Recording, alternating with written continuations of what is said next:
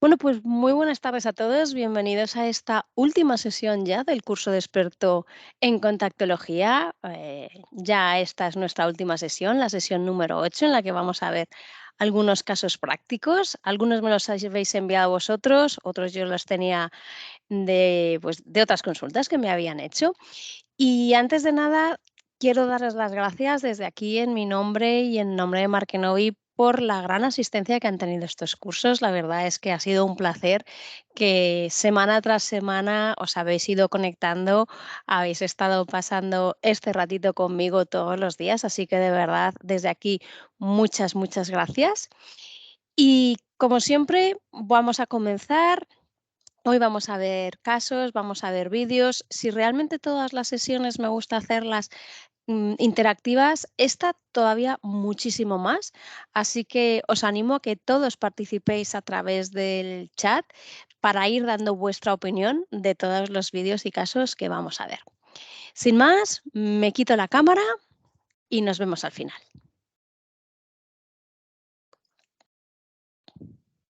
Bueno, pues como os decía, ya llegamos a la última sesión de este curso de experto en contactología.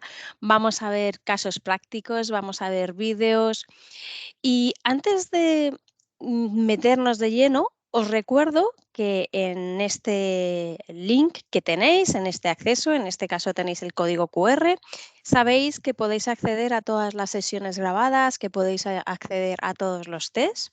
Voy a ver si puedo entrar para mostraros.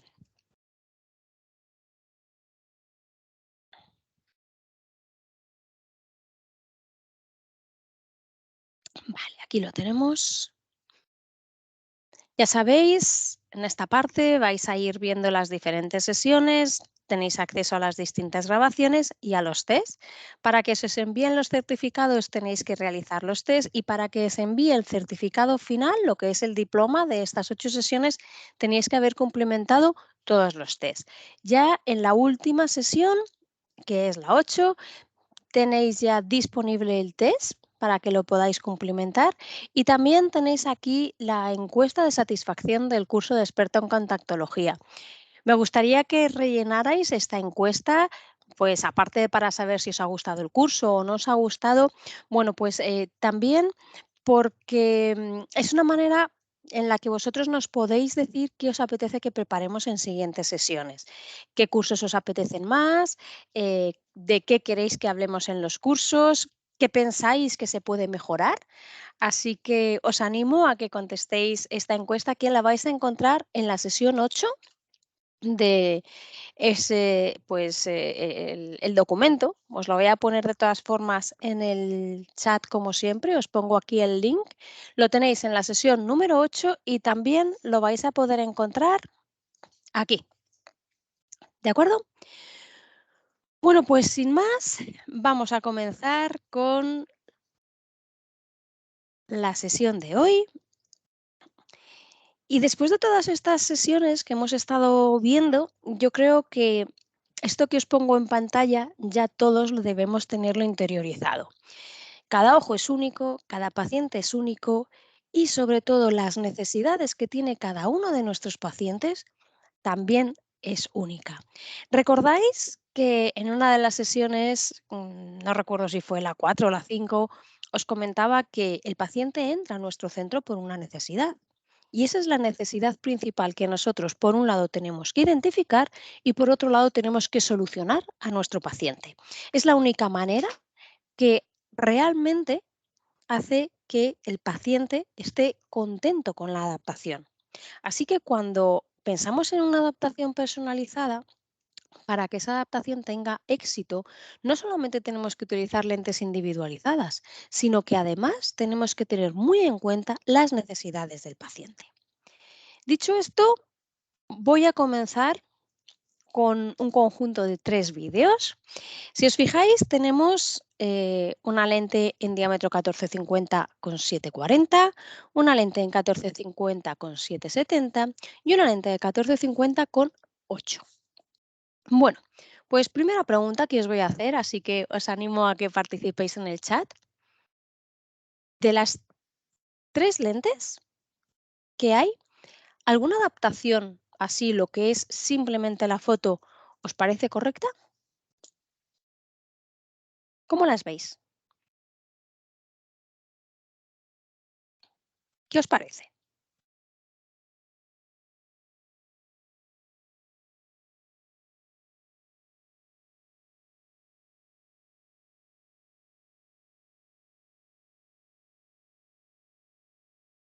Diámetro grande, me dice Carmen. Vale. Diámetro grande, diámetro grande, diámetro grande, ¿vale? El diámetro nos parece un poco grande a todos. Perfecto. Muy bien. Recordáis que siempre hemos dicho que lo primero que tenemos que valorar es el diámetro de la lente. Bueno, pues ahora que ya sabemos que ninguna adaptación nos gusta demasiado y que el diámetro es grande, siguiente pregunta que os hago es, ¿qué lente pensáis que se va a mover menos? ¿7,4, 7,7 o 7,8?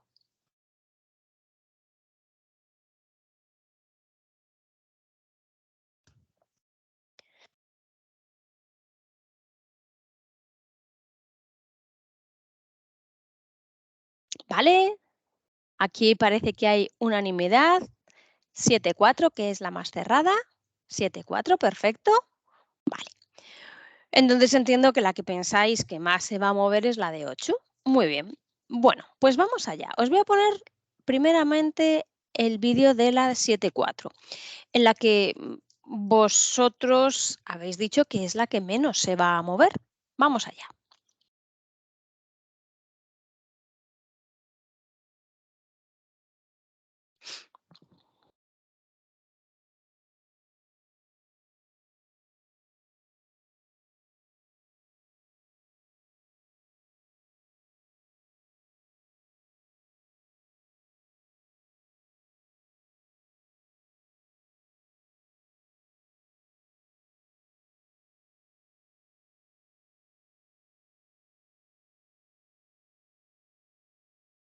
¿Qué os parece el movimiento de esta lente? Si yo en vez de haberos puesto estas fotos iniciales y haber puesto este vídeo, simplemente os hubiera puesto este trocito que os voy a poner ahora, si solamente os hubiera puesto este trocito, vuelvo a repetirlo, solamente esto, ¿qué os parecería? Un movimiento correcto, elevado, escaso, solamente ese trocito, ¿de acuerdo? Este trocito nada más.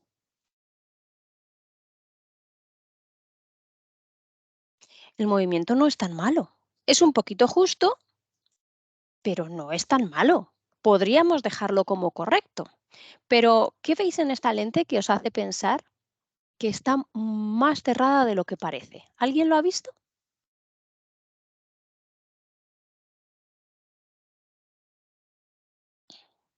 La burbuja. ¿La veis todos? Voy a pararlo aquí. ¿Veis aquí la burbuja? Una pregunta. ¿Cuánto se tiene que mover una lente de contacto?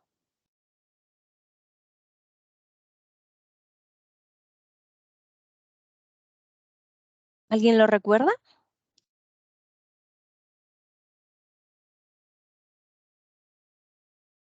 ¿Un milímetro y medio? ¿Un milímetro? ¿Dos? Coger una regla, si podéis. ¿De acuerdo? Y aquellos que me estáis diciendo uno, dos, quiero que penséis cuánto tiene que sobresalir el diámetro por cada lado. ¿Recordáis que yo os decía en una de las sesiones que en nasal y temporal la lente tenía que sobresalir cuánto? ¿Recordáis?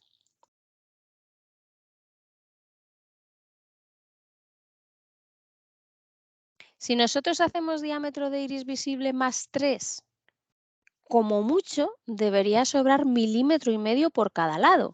Lo que yo solía decir en la sesión, creo que fue la sesión número 4, que aproximadamente lo ideal es 1,25 por cada lado.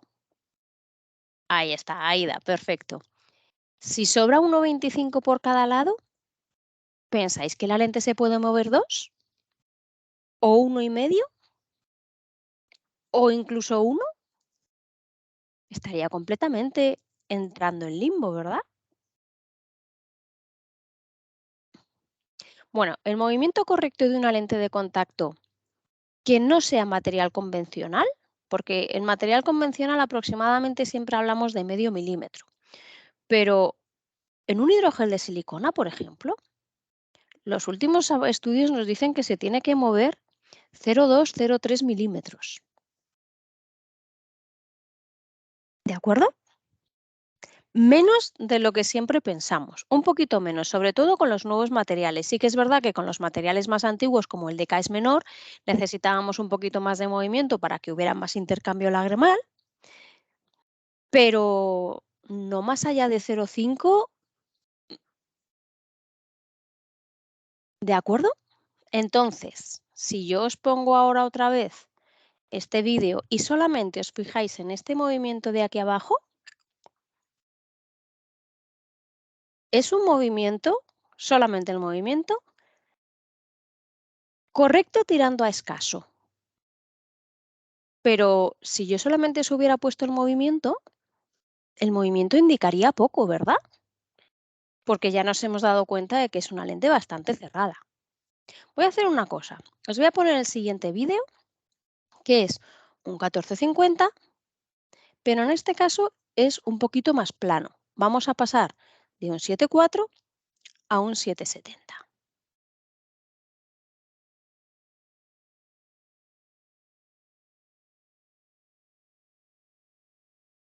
¿Qué os parece este movimiento? Os lo voy a parar aquí. ¿Hay mucha diferencia con el anterior?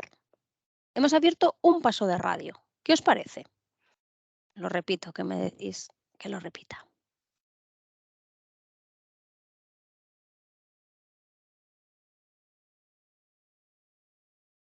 ¿Qué os parece? ¿Hay un poquito de diferencia? ¿Mejor?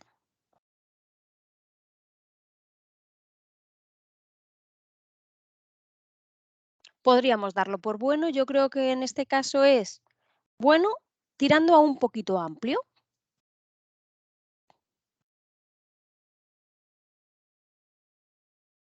Voy a volver a ponerlo.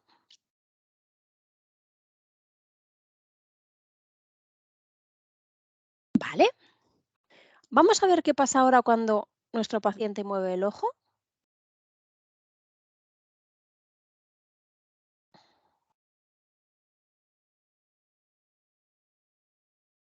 Me gusta porque no hay una respuesta perfecta para ninguno de los dos vídeos. Os parece un poquito amplio, a algunos os parece mejor que el anterior, pero siempre hay que valorarlo desde la perspectiva del optometrista que está haciendo la adaptación. Voy a poneros directamente el vídeo de 8 y teóricamente, por lo que me habéis dicho, esta sería la lente que se tiene que mover más, ¿verdad? Vamos allá.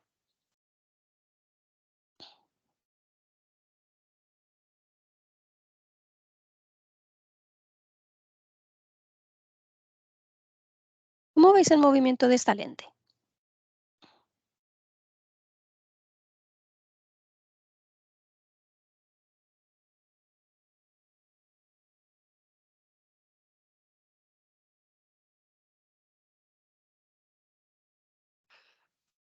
Lo pongo otra vez, claro. Lo que yo pretendo con estos tres vídeos es que fijaos, hemos abierto tres pasos de radio. Hemos pasado de un 7.4 a un 7.7 y a un 8. Y el movimiento nos está complicando muchísimo la vida. Quiero también que os fijéis, voy a ir para atrás, aquí ya está el movimiento. Ahora quiero que os fijéis en qué le pasa a la lente cuando nuestro paciente mueve el ojo.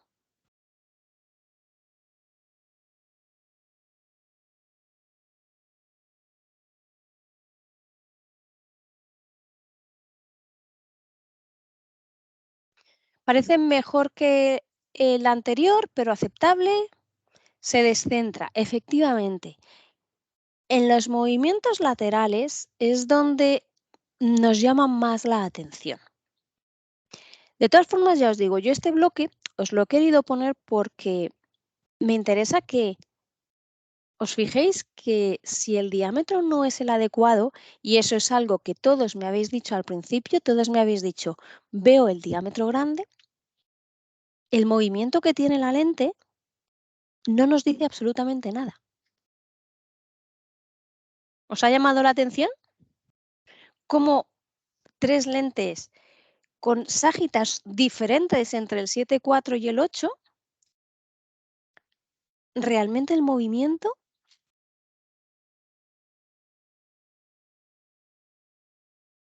Muy bien, Maru. Esta pregunta me la había guardado para la siguiente, las siguientes, los siguientes vídeos, pero ya no me lo voy a poder guardar, lo tengo que decir. Efectivamente, hay un fallo en estos vídeos.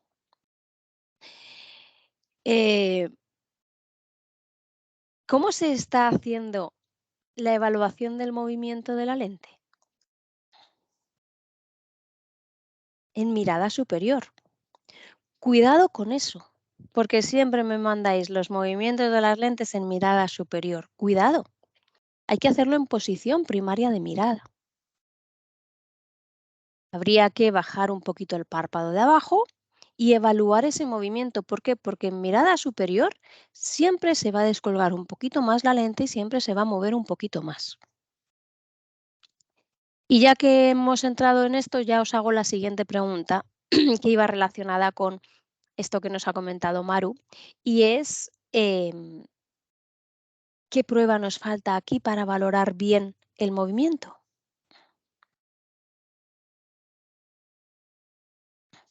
Sí, Alba, si el diámetro lo veo grande, hay que cambiarlo. Porque un diámetro grande al paciente no le va a molestar, pero realmente de las tres lentes, ¿a ti cuál es la que te parece que es mejor el movimiento? Yo es que no sabría decirlo.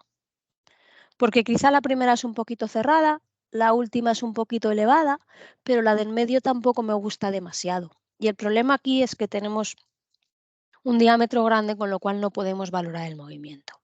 Efectivamente, todos me estáis diciendo que lo que nos falta es un push-up. Bueno, pues en ninguno de estos vídeos hay push-up, que lo sepáis, ¿eh? Lo he hecho a posta, así que... Bueno, ahora os voy a poner dos lentes. Una es diámetro 14, radio 8 y otra es 14-50, radio 8. Pregunta, ¿cuál de las dos lentes es más plana?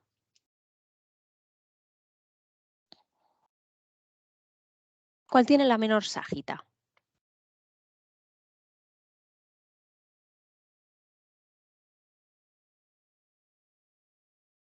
¿Vale? La de 14.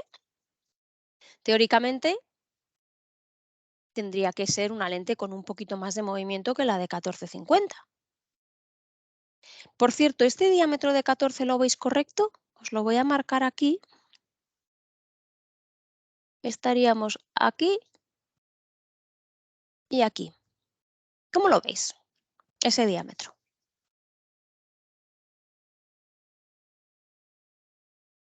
Aceptable, pero un poquito grande, ¿verdad? ¿Estáis más o menos ahí conmigo? No es el perfecto, pero aceptable. Además, está un pelín descentrada. Bueno, pues os voy a poner el vídeo. Vamos allá. Vamos a ponerlos primero uno y el otro luego directamente.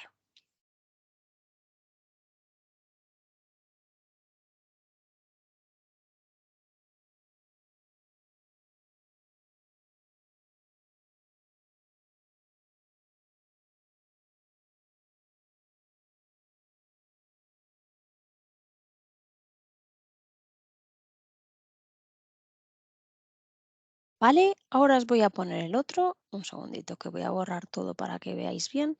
Y os voy a poner el otro. Y quiero que me digáis si hay diferencia en cuanto a ese movimiento. ¿Cuál pensáis que se mueve más?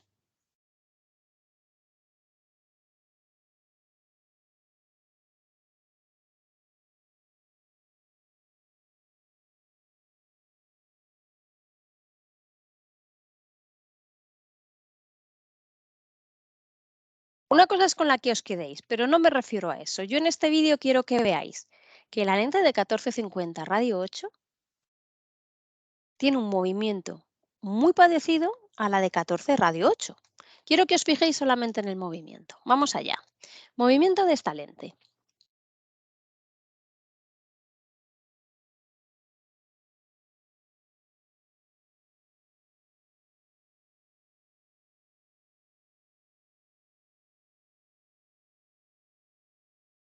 ¿Habéis observado ese movimiento?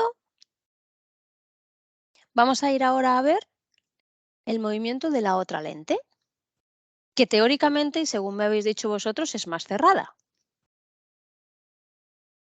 Aquí no, aquí.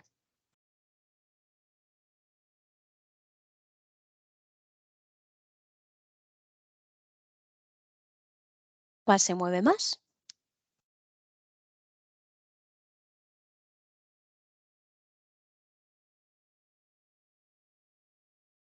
Se mueve más la segunda, ¿verdad?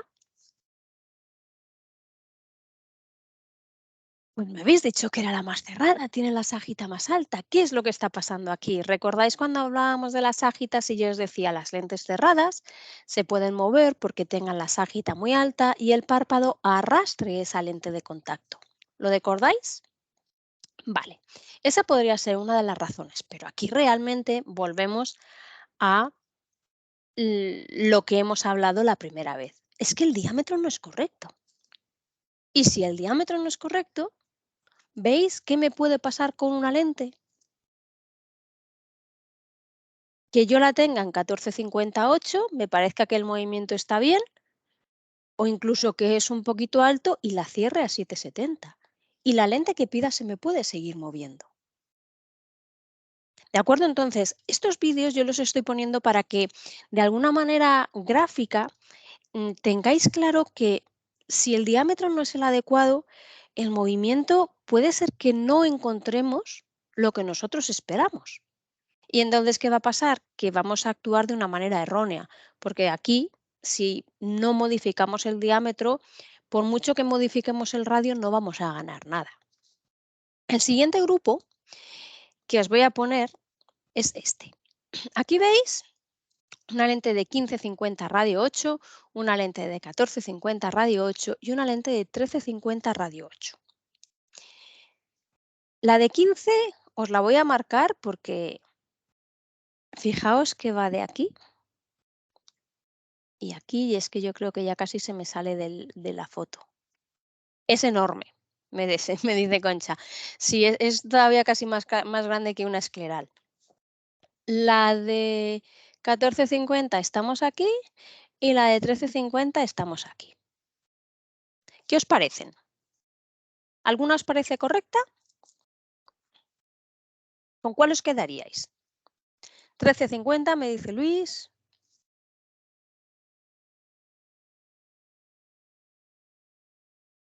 Vale, 13,50. Perfecto. La de 13,50 podríamos decir que es aceptable, pero un poquito pequeña. ¿Pero todos nos quedaríamos con esa? Perfecto.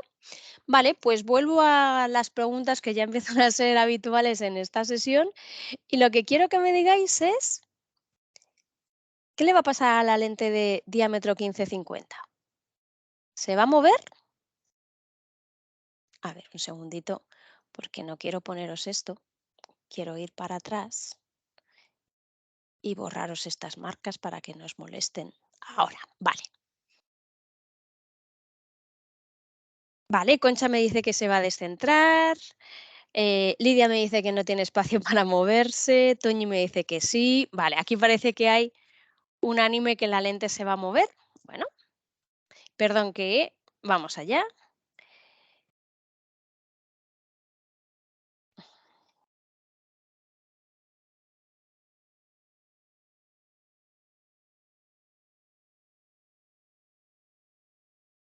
¿A cuántos os ha sorprendido el movimiento que tiene esta lente? Os lo vuelvo a poner.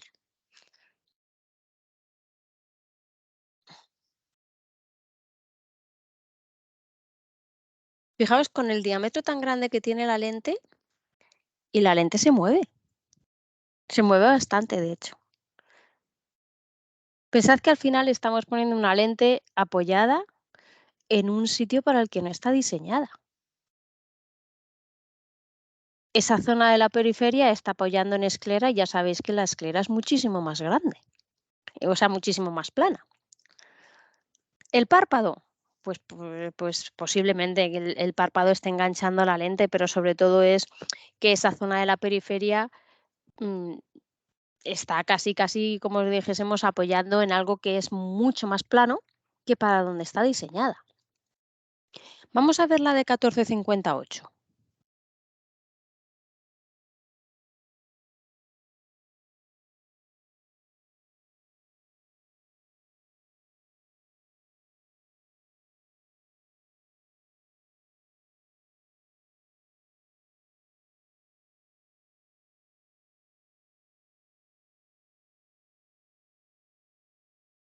¿Qué veis en este vídeo? ¿Qué os parece?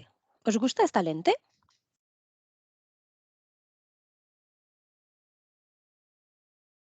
¿Qué os parece? Os lo vuelvo a poner.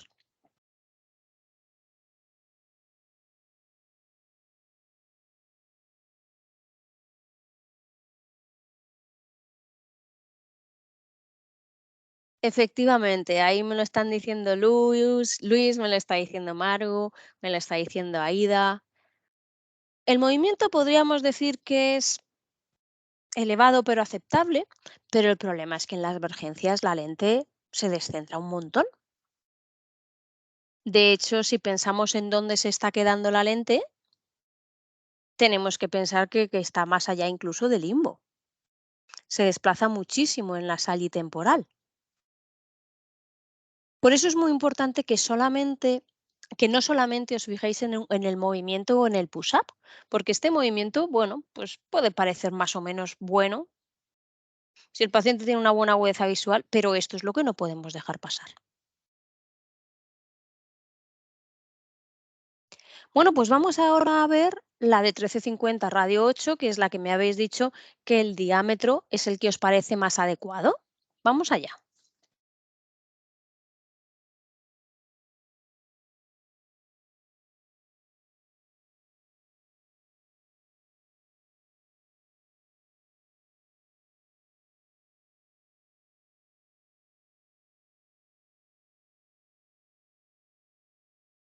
¿Qué os parece esta adaptación?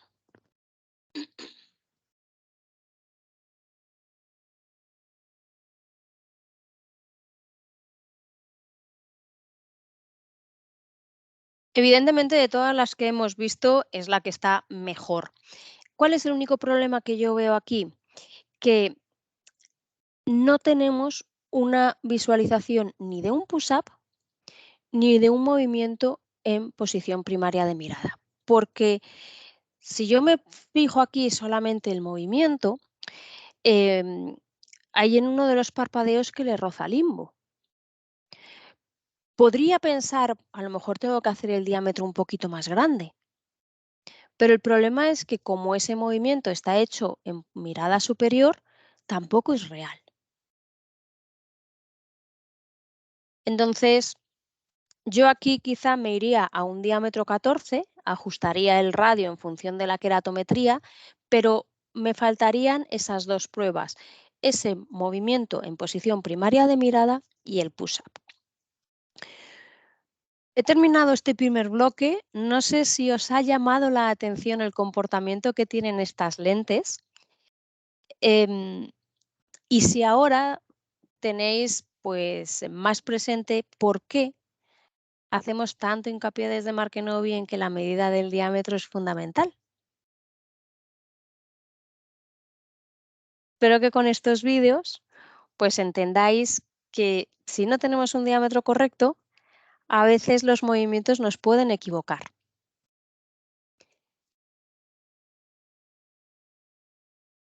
Vamos ahora a continuar con, bueno, me falta este vídeo, os lo voy a poner, creo que es de un caso de una compañera de esta mañana.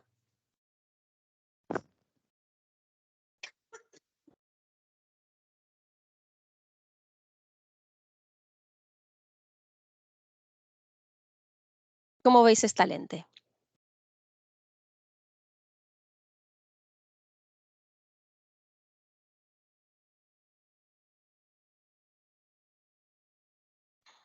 Yo creo que después de haber visto los otros vídeos, este ya nos resulta mucho más fácil, ¿verdad? Ya os estoy complicando menos la vida.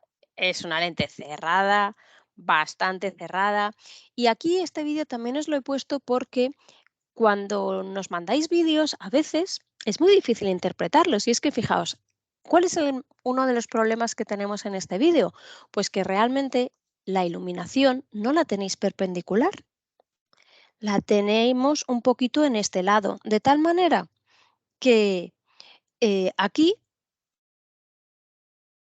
está haciendo un poquito de reflejo.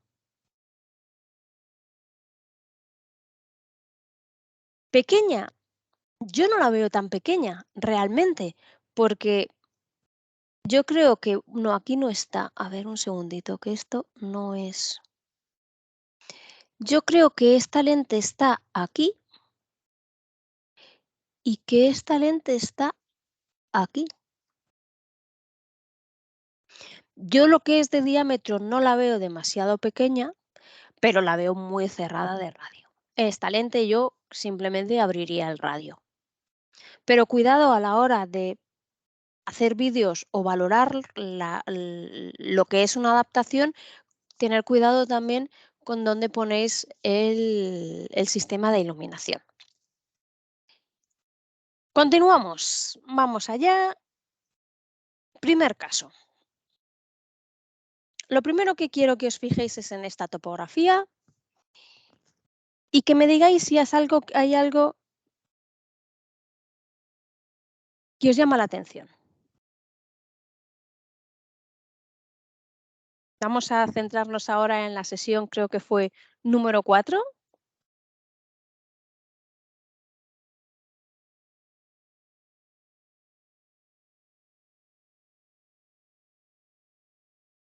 ¿Os llama algo la atención?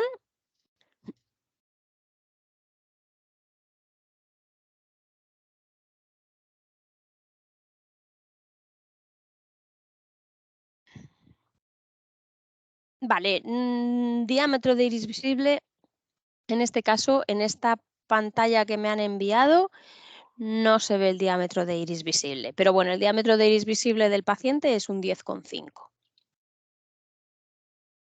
Pero en la topo no hay nada que os llame la atención. Está puesto en rojo. ¿Recordáis cuando hablábamos de las aberraciones? Teníamos aberraciones de bajo orden y teníamos aberraciones de alto orden. Las aberraciones de bajo orden eran las que se corregían con la prescripción del paciente y las aberraciones de alto orden no se corregían con la prescripción del paciente. Y recordáis que decíamos que tenía que haber más o menos una relación de entre un 15 o un 20% de aberraciones de alto orden de la cantidad de aberraciones de bajo orden que había. Recordáis que eso hacía que la calidad visual disminuyera. Eso es algo que tenemos que tener en cuenta. ¿De acuerdo? ¿Qué más cosas cuando tenemos una topografía tenemos que ver? ¿Recordáis aquello de verificar el astigmatismo corneal con el astigmatismo refractivo y el eje corneal con el eje refractivo? Pues aquí tendríamos que ver que tenemos un -3 a 15, menos 250 a 14, lo cual es bastante parecido. Y en el otro ojo, -4 a 166 y en queratometría tenemos -3 a 166. Bueno, más o menos estamos ahí. La primera lente que se le pidió a este paciente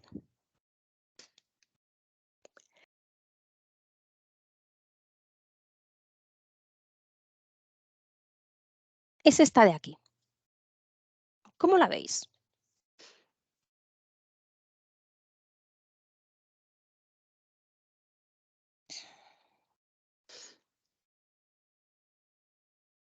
¿Grande?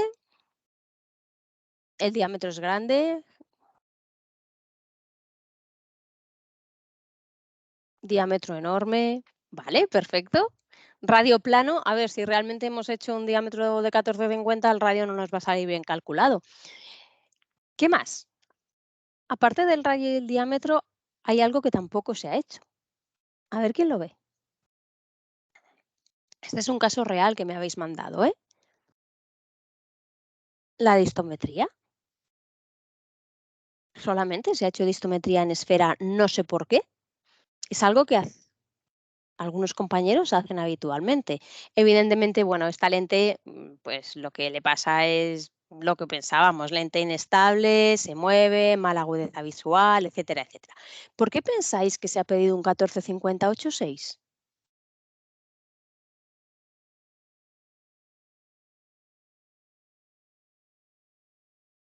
¿Cuál es el motivo?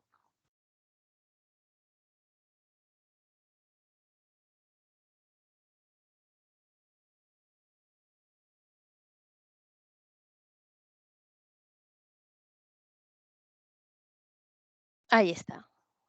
Pues porque vamos todos muy rápido y como normalmente todas las lentes son 14-8-6, pues yo he pedido un 14-8-6.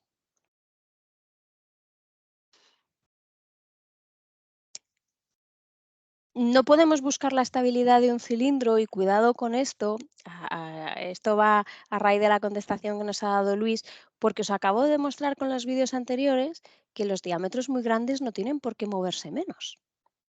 Sí que es verdad que tendemos a pensar que un diámetro un poquito más grande puede estabilizar más los cilindros, pero estamos hablando entre un diámetro que el 13-50 lo vemos un poquito justo pero bien y el 14 lo vemos un poquito justo pero un poquito más grande.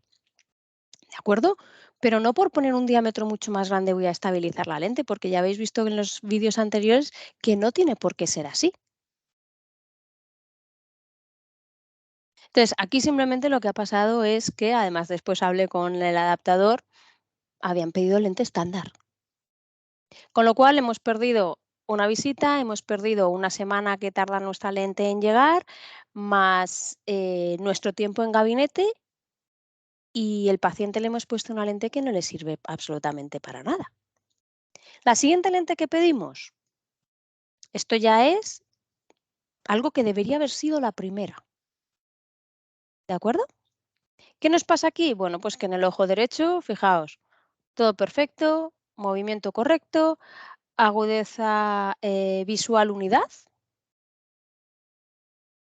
Y en el ojo izquierdo, 14,50, 8,3, 8,30, menos 6,50, menos 3,25 a 165, movimiento ok, agudeza 0,7, lente girada a las 7 y sobre refracción. Vale, nos dice Jerónimo, puede ser que ya utilizara otra lente de otro laboratorio estándar, no podemos fiarnos de todo lo que nos llega, efectivamente. Tenemos que valorar los datos que nosotros estamos midiendo. Bueno, pues, ¿qué hacemos con esa lente del ojo izquierdo? Vamos a ir a la calculadora biométrica, vamos a meter los datos y vamos a ver qué nos da. Vamos a ver. A ver, que quiero ponerlo así para que lo podamos ver. Sobre refracción. Aquí lo tenemos. Vale, entonces hemos dicho que tenemos un menos 6,50, menos 3,25 a 1,65 y una sobrerefracción, no, perdón, que lo he puesto mal. Menos 7,25, no, sí, está bien, que esta es la del ojo izquierdo y tenemos una sobrerefracción de más 1, menos 2 a 180.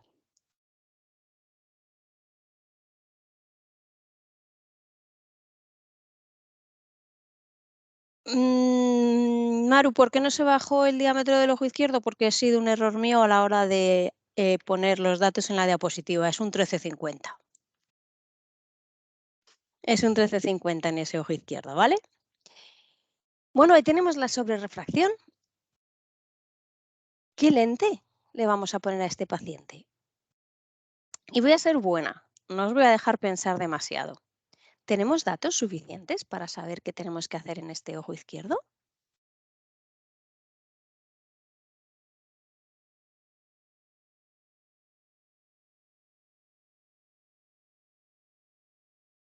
Vale, nos dice Maru, nos falta agudeza visual con sobrerefracción.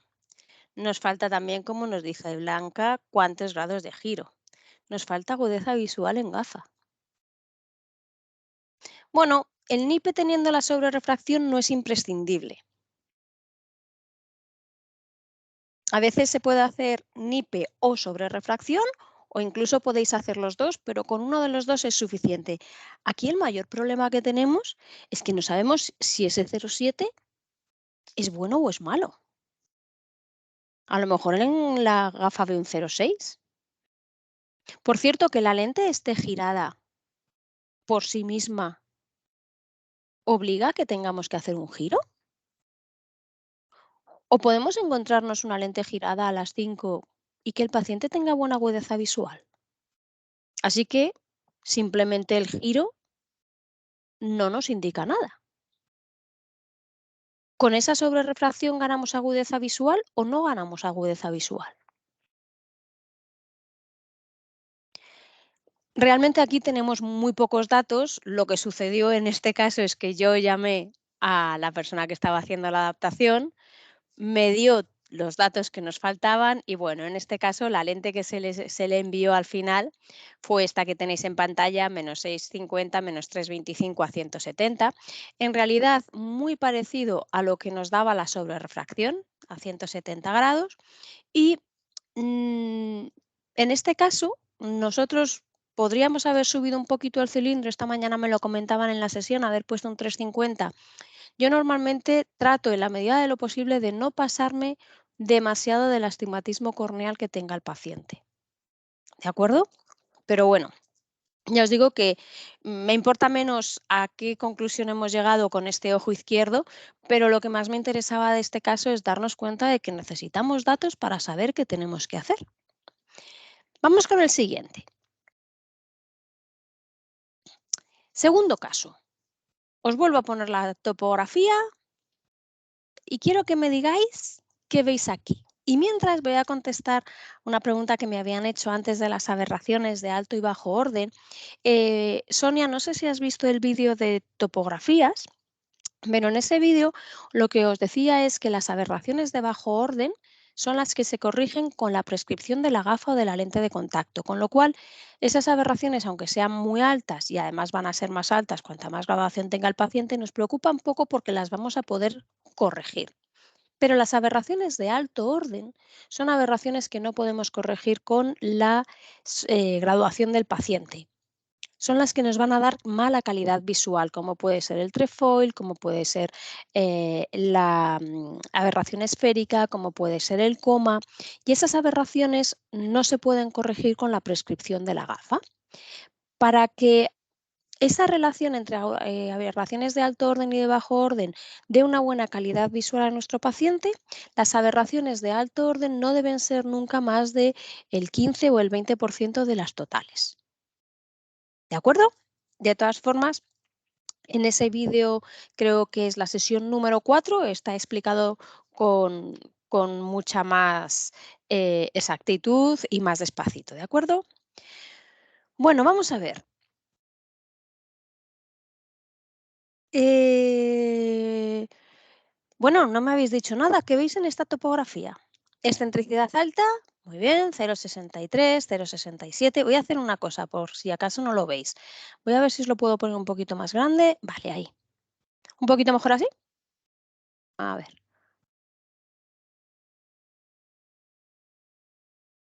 Vale, perfecto.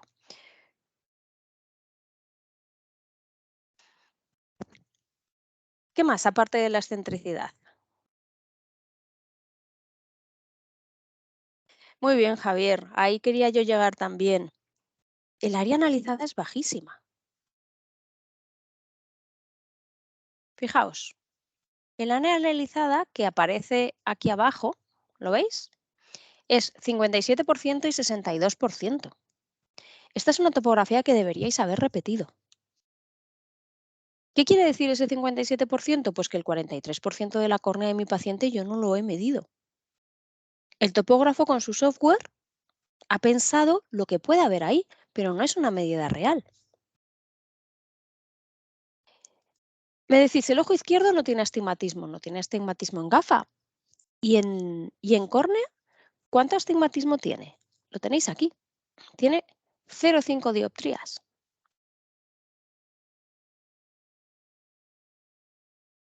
Pero hay algo de lo que todavía nadie me ha dicho nada. ¿Qué falta aquí?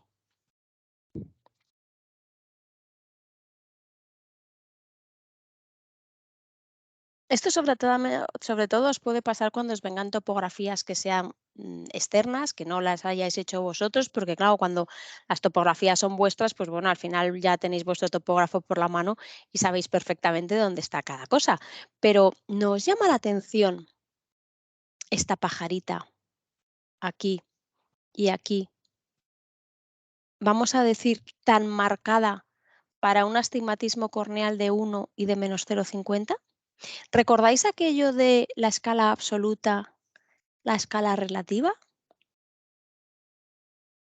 Fijaos, y aquí abajo lo tenéis, que esto es una escala relativa de 0,05 milímetros, es decir, que tenemos unos cambios muy rápidos para poquitos cambios corneales.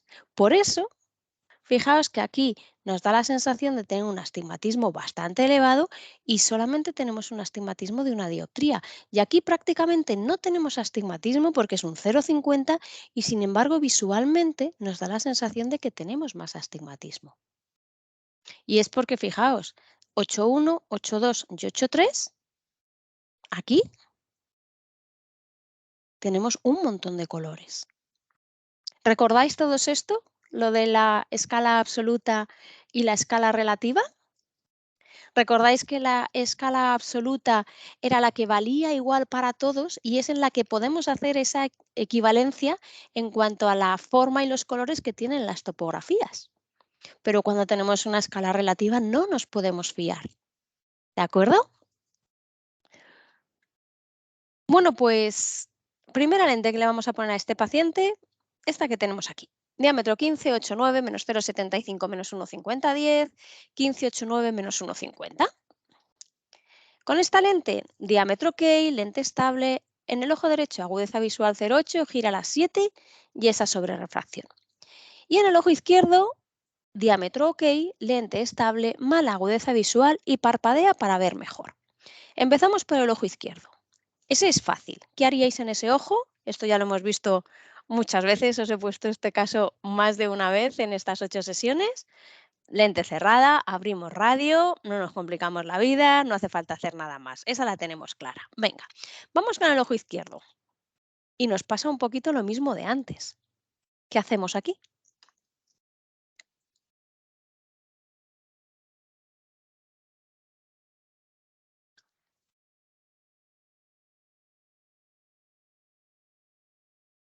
Ah, 10 grados. Y una sobrerrefracción de -0,25, -0,75 a 50. ¿Qué hacemos aquí?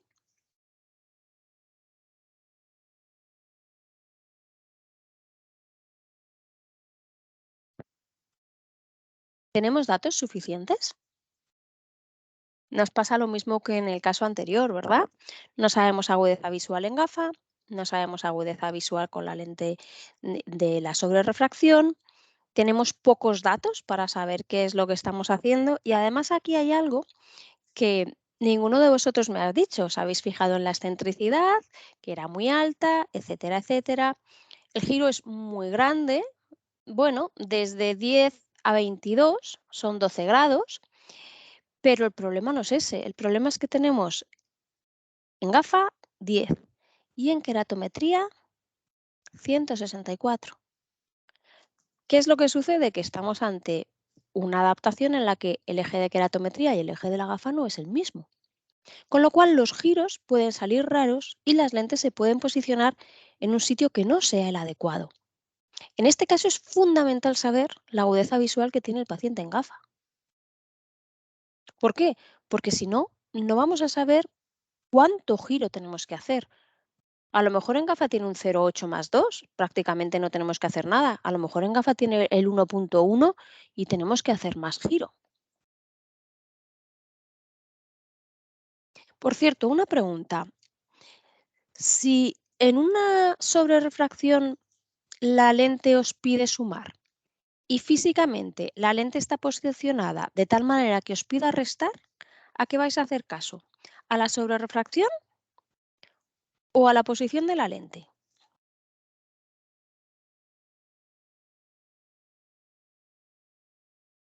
¿Vale, Sonia? Todo sobre refracción de momento. Perfecto. Efectivamente. Vamos a hacer caso a la sobrerrefracción, porque sí, posicionada para que reste, para restar. La sobrerrefracción nos pide, como si dijésemos, sumar eje y la posición de la lente nos pide restar, uno a las 5 y otro a las 7.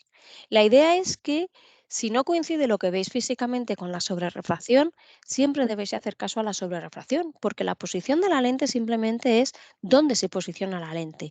La sobrerrefracción es dónde mi paciente me dice que ve bien. ¿De acuerdo? Bueno, en este caso, y al igual que en el caso de antes, bueno, pues, ¿qué lente le pedimos? En el ojo izquierdo lo tenemos claro, hemos abierto 920 y en el ojo derecho, bueno, pues también llamé por teléfono, me dijeron que la agudeza visual que alcanzaba el paciente en gafa era la unidad. Nos basamos entonces en la sobrerrefracción, porque nos faltaba bastante sobre la sobrerrefracción para que nuestro paciente viera. Y fijaos que no es un astigmatismo muy alto, pero es un astigmatismo de 1,50 respecto a una esfera baja. 10 grados hacia el oblicuo sí que pueden ser suficientes como para que el paciente nos pase de 0,8 a la unidad. ¿De acuerdo? Vamos con el caso número 3. Vamos a ver. Vale. Paciente que siempre le han probado lentes de contacto de parámetros estándar sin conseguir una adaptación satisfactoria, siempre tiene una baja agudeza visual, no pasa de 0,6, remite estar incómodo según avanza el día. ¿Qué veis en estas topografías de aquí?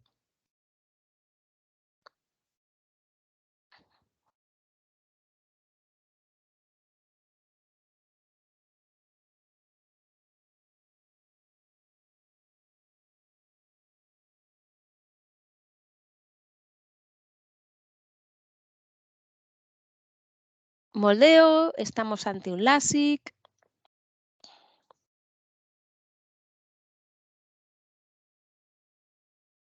parece orto-K. El problema es que os volvéis a fiar de los colores, pero sin saber la escala. Y fijaros qué excentricidad tiene el paciente. Tiene una excentricidad de 0,77. Se ve muy pequeño. Venga, va. Intento hacerlo más grande. Es que si lo hago más grande no vais a ver lo que yo quiero que veáis. Tengo que buscar ahí el punto de equilibrio. Ahí, venga. Aquí está.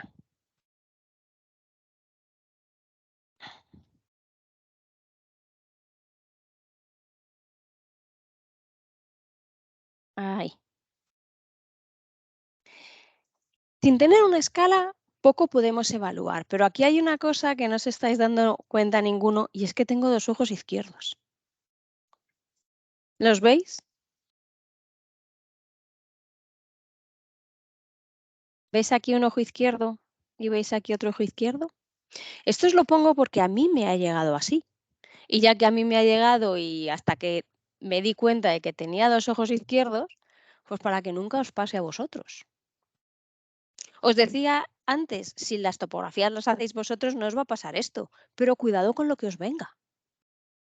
Porque claro, yo me pongo a mirar estas topografías y lo primero que digo, uff, 104, lo veis aquí, os lo pongo en grande, 104 con un eje a 70, un astigmatismo corneal de 0,77 con 1,75.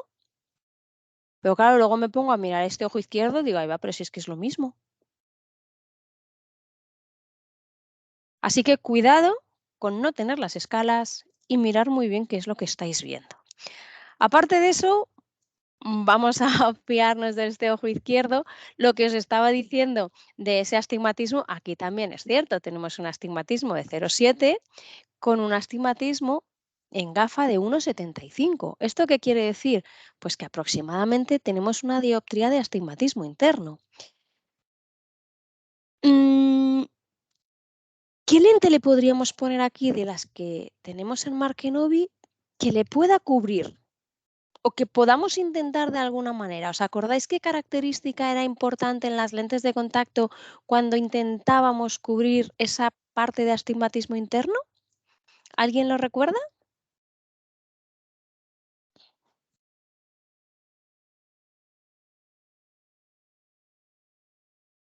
¿Lo recordáis?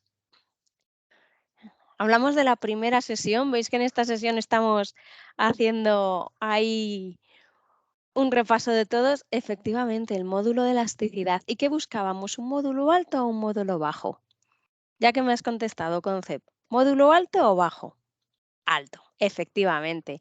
Así que en este caso, bueno, pues pusimos una Gentle 59, que es la lente que más alto módulo tiene dentro de las que son mensuales dentro del portfolio de Markenovi. Diámetro 15, 8,6, menos 3,75, menos 1,50, 70. Diámetro 15, 8,6, menos 3,25, menos 1,50 a 100. Diámetro ok, movimiento ok, mala agudeza visual 0,7, no mejora con sobrerefracción, marca a las 6.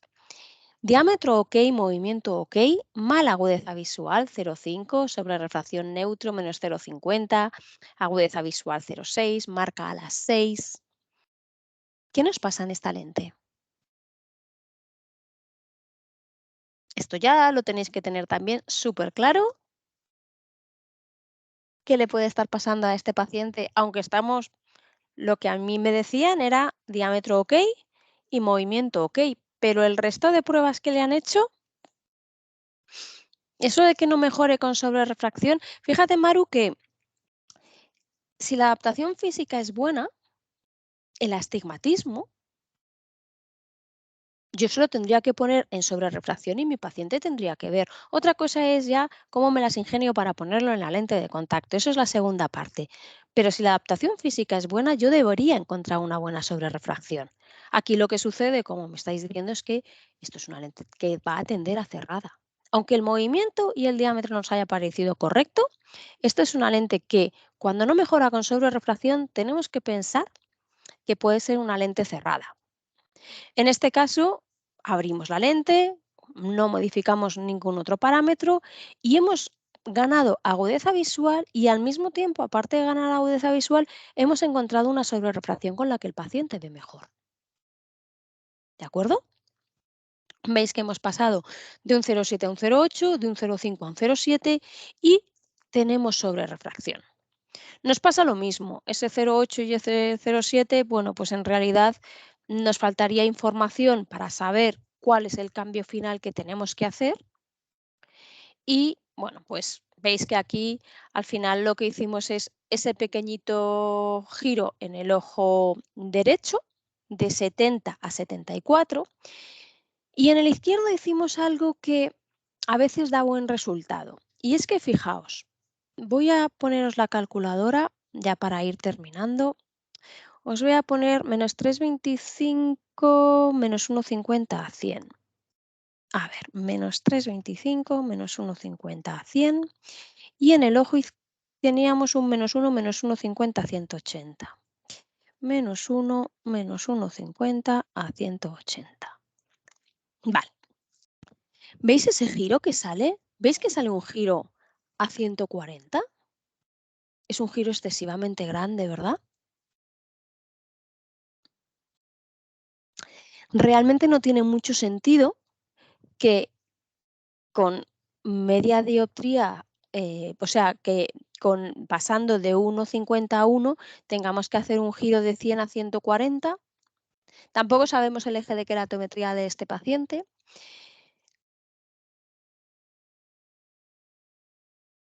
Bueno, en este ojo sí, perdón, en este ojo estábamos en 100.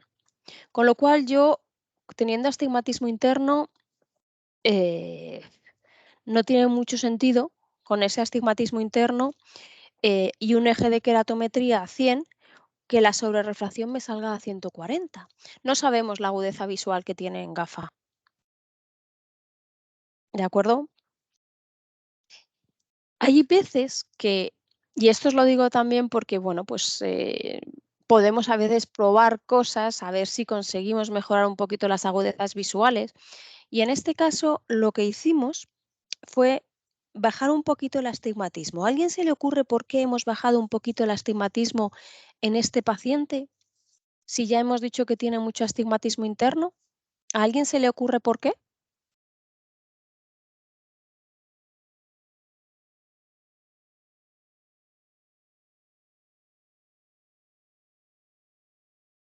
Esto no siempre da resultado, pero algunas veces sí que puede funcionar, por eso os lo he puesto en este caso, estamos en contactología avanzada.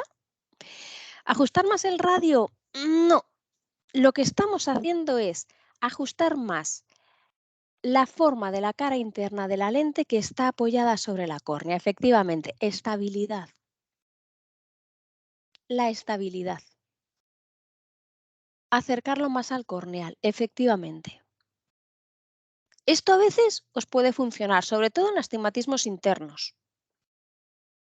Porque sí que es verdad que a este paciente le falta ese astigmatismo interno, no lo estamos corrigiendo, la lente no está bien, no está haciendo bien su función, pero ¿qué sucede? Que a veces es mejor quitarle un 0,25 o un 0,50 de astigmatismo, pero que la lente se encuentre mejor estabilizada en la córnea.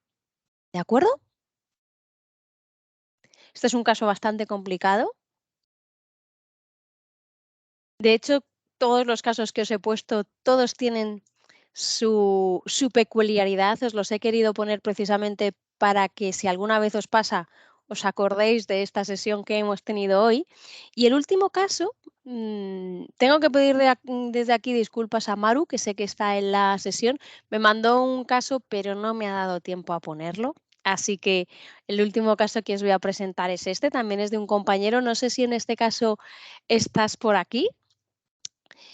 Em, es una paciente que nos dice que es una mujer de 49 años, operada de cirugía refractiva hace 20 años, eh, con menopausia desde hace 2, 3 años.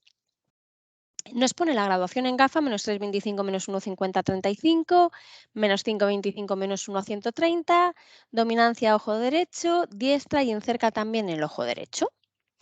¿Qué más nos dice? Bueno, pues tiene una lágrima horrible, mirándole con la lámpara se ve como la película lagrimal después de un parpadeo se rompe en menos de 2 segundos, usa lágrima artificial pautada cada 4 horas, tanto con lente como sin ella, en concreto lleva Tiedra Aqua Pro.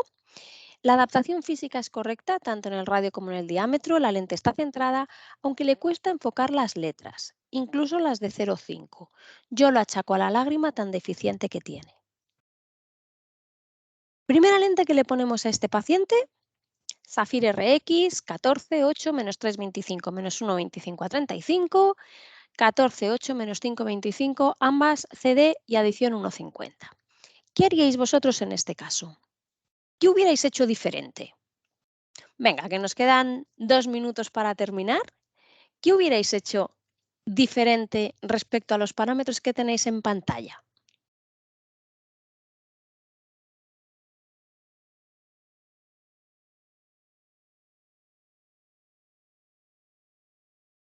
¿Hubierais utilizado el mismo material? ¿Vale? Aida nos dice ponerle una Yentel 59. Entiendo que porque como tiene una lágrima que rompe tanto, quizá la silicona no sea lo mejor, la lente es agudeza visual de 0,5, a lo mejor pueda estar la lente engrasada. Buena idea. Aquí yo hablé con el compañero de este caso y me dijo que la lente no estaba engrasada, que rompía la lágrima porque la rompía. Así que en ese caso yo también pensé en una Yente 59 AIDA y llamé al compañero que la llevaba. ¿Alguna otra cosa que se os ocurra? Yo veo aquí algo muy claro, que de hecho ahora cuando os ponga distometría en el ojo izquierdo, cilindro en el ojo izquierdo, porque en este ojo izquierdo hemos hecho una compensación esférico-cilíndrica, encima con un astigmatismo oblicuo.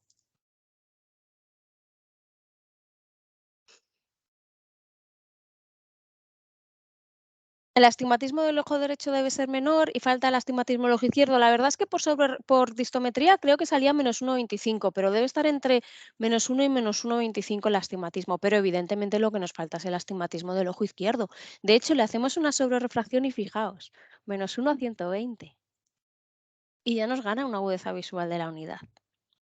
Aún así, este compañero hizo el trabajo estupendamente, desde aquí se lo tengo que agradecer, y es que dijo, bueno, voy a ver qué le pasa a este ojo izquierdo. Y con esta sobrerrefracción que aparece en pantalla, ¿de acuerdo? Con este -1 a 120, nos hizo curvas de desenfoque con el cilindro. Fijaos qué bien se ve en las curvas de desenfoque. En las curvas de desenfoque no lo hemos tratado en este curso de experto en contactología, lo tratamos en el de experto en multifocales. Algunos de vosotros ya me habéis pedido esa sesión y os he mandado el enlace, pero fijaos aquí qué bien se ve que modificando un +0,50 este ojo izquierdo, vamos a mantener la agudeza visual en lejos tan buena que tiene el paciente de un 1,2 y aquí vamos a ganar en cerca. Jerónimo nos dice por el miedo a la inestabilidad del astigmatismo oblicuo, pues son los astigmatismos que más tenemos que compensar. Efectivamente, muchas veces veis un astigmatismo oblicuo y decís, bueno, voy a probar la esférica y si con la esférica ve bien, pero cuidado. Cuidado, sobre todo en pacientes présbitas que ya tienen sensibilidad al contraste disminuida, que encima le vamos a poner una lente de contacto multifocal, que sabemos que todavía disminuimos más esa sensibilidad al contraste. Cuidado porque son pacientes que a lo mejor por el día os ven bien, pero por la noche los astigmatismos oblicuos dan muchísimos dolores de cabeza. Así que no os dé miedo que en este caso lo tenemos en córnea, lo tenemos en gafa, el mismo eje, casi la misma potencia. Así que hay que ponerlo, efectivamente. Y veis que bien se ve en este caso concreto con una curva de desenfoque lo que tenemos que hacer. En este caso, simplemente la lente del ojo derecho la hemos mantenido igual, en el ojo izquierdo la hemos puesto tórica y con una potencia de -4,75. Así que le hemos puesto un -4,75, -1. Creo recordar que a 125. ¿Por qué? Porque voy para atrás. El eje de queratometría es a 120, el eje de sobrerrefracción, no, el eje de la gafa era 130 y como no teníamos muy claro dónde quedarnos, al final se lo hemos puesto a 125. No sé el feedback que tendremos de esta lente, todavía no hemos podido verificarlo, pero bueno, esta ha sido la lente que le hemos puesto a este paciente. Con esto hemos llegado al final de esta última sesión. Hemos finalizado este curso de experto en contactología. No sé si tenéis alguna duda, algo que me queráis preguntar, algo que no hayamos tocado en esta sesión, pero que tengáis ahí y no quiero que os quedéis sin contestación. ¿Puedes enviar por el chat la herramienta para las curvas de desenfoque? Pues envíame un email. Es que no la tengo a mano, tendría que buscarla y no la tengo ahora mismo en este momento. ¿Tienes mi email en pantalla? Envíamelo y yo te lo envío. Si quieres te puedo enviar eh, la sesión grabada y también dentro de esa sesión grabada tenéis acceso a la documentación, que es un archivo en el que podéis ir metiendo las agudezas visuales y automáticamente os sale la gráfica. Ana Lilia me da las gracias al revés, de verdad. Muchísimas gracias a vosotros por haber participado de una manera tan elevada en estas sesiones. La verdad es que para mí es impresionante que hayamos tenido una media de 250 asistentes por la tarde en todas y cada una de las sesiones. Así que al revés, os transmito desde aquí las gracias a vosotros, desde Markenovi, por supuesto, en mi nombre, muchísimas gracias por haber pasado estos días conmigo.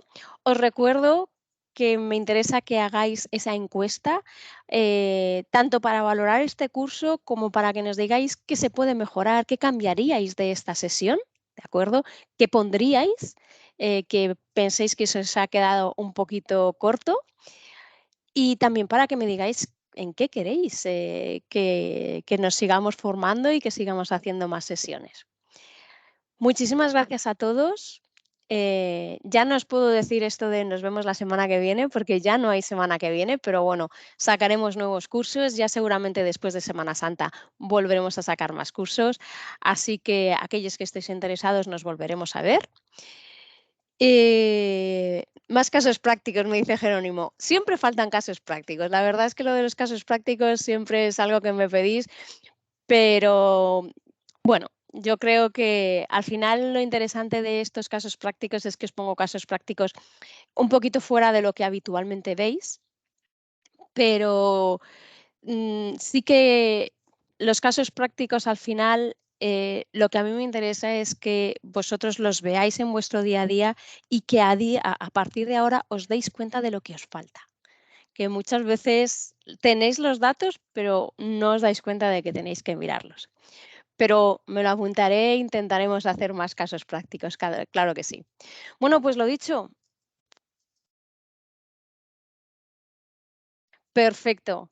Muchas gracias, Jerónimo. De hecho, os animo a todos a que si tenéis casos prácticos, me los enviéis y si tenéis algún caso que se os esté complicando, por supuesto que también tenéis mi email para que me enviéis los datos y a partir de ahí, pues veamos qué es lo que está pasando y por qué no está funcionando ese caso. Bueno, pues lo dicho, muchísimas, muchísimas gracias. Nos vemos en la siguiente. Que paséis muy, muy buena tarde y nada, ya sabéis dónde estamos. Ir consultando nuestra página de Markenovia Academy, que iremos poniendo ya nuevas formaciones, como os decía, seguramente después de Semana Santa ya tendréis otra. Que paséis muy, muy buena tarde. Hasta la próxima y muchísimas gracias. Chao.